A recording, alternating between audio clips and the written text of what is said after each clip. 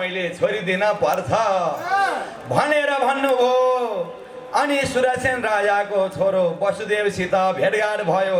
मैया वसुदेव र देवकीको विवाह हुने दिन भयो मथुराको दरबारमा। नारायण हे राम राम राम राम कति रमाइलो,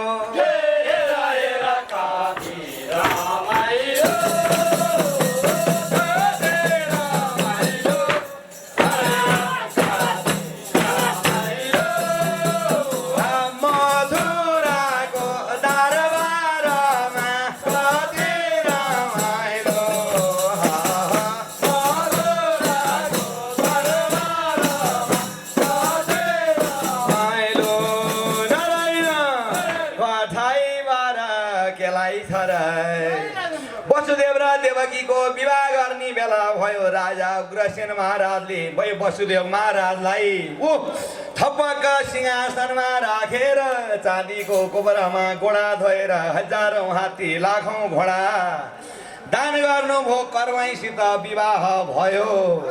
अनि जेठो छोरो कंस नारायण हे राम राम राम राम आयो हर, हेर आयो हर।